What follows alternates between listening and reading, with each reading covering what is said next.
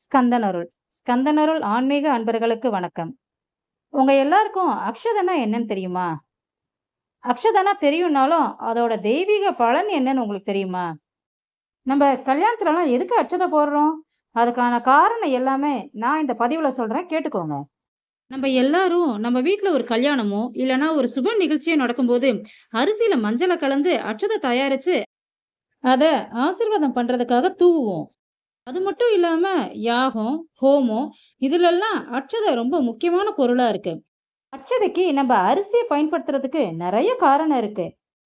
சங்க காலத்துக்கு முன்னாடி இருந்தே நம்மளோட வழிபாட்டிலையும் சரி, விழாக்கள்லயும் சரி, அட்சதை பயன்படுத்தப்பட்டு வருது. அட்சதை தூவி ஆசீர்வாதம் பண்றது அப்படிங்கிறது கல்யாணத்திலயும் சரி, சுப நிகழ்ச்சிகள்லயும் சரி, மலர் தூவி ஆசீர்வாதம் பண்றதை விட அட்சதை தூவி வாழ்த்துறது ரொம்ப உயிர்வானதா கருதப்பட்டது. அட்சதை இல்லாத பட்சத்துல மலர்களை பயன்படுத்தலாம். சமஸ்கிருதத்துல அக்ஷதன்ற சொல்லுக்கு இடிக்கப்படாத அல்லது பாதிக்கப்படாத என்பது பொருள். அட்சதை தயாரிக்கிறதுக்கு முனை உடைப்படாத பச்சரிசியை மட்டும்தான் பயன்படுத்துவாங்க. அரிசியோட மஞ்சள், பசுனை இது ரெண்டையும் சேர்த்து உருவாக்குறத அட்சதை.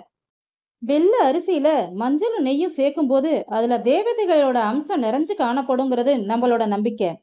இப்படிப்பட்ட இந்த அட்சதைய நம்ம மணமக்கள் மேல தூவுறதால தேவதைகளே வந்து மணமக்களை ஆசீர்வாதம் பண்ணுவாங்கங்கிறது நம்மளோட நம்பிக்கை. அரிசி, மஞ்சள், நெய் இது மூணுமே தெய்வங்களுக்கு இணையான ஒரு மங்கள பொருளா கருதப்படுது. இந்த மூணையும் ஒன்னா சேர்க்கும் போது தானாவே அதுக்கு ஒரு தெய்வீக தன்மை வந்துருது. அரிசி சந்திரனுக்குரிய தானியம், மஞ்சள் குருவருக்குரிய நிறம், நெய் மகாலட்சுமியோட அம்சம். இது மூணு சேர்ற இடத்துல தெய்வீக சுபிட்சம் நிறைய இருக்கும். இவ்வளோ தெய்வீகத்தன்மை வாய்ந்த அட்சதைய நம்ம கையால கொடுக்க கூடாதுன்னு சொல்லுவாங்க. அதனாலதான் எல்லா கல்யாண வீட்லயும் அட்சதைய தம்பாளத்திலயோ இல்ல ஒரு தட்டுலயோ வச்சு நம்மளை எடுத்துக்க சொல்றாங்க. இப்படி பண்ணும்போது தான் அதோட தெய்வீகத்தன்மை குறையாம இருக்கும். மேலும் அட்சதைங்கிறது செல்வ வளம், வரம், வம்ச விருத்தி இது எல்லாத்துக்கும் வழிவகுக்கும் அடையாளமா பார்க்கப்படுது. இன்னைக்கு நம்ம அட்சதை பத்தி தெரிஞ்சுக்கிட்டோம். இதே மாதிரி பல ஆன்மீக தகவல்களுக்கு ஸ்கந்தனருள் யூடியூப் சேனலை சப்ஸ்கிரைப் செய்யுங்கள்.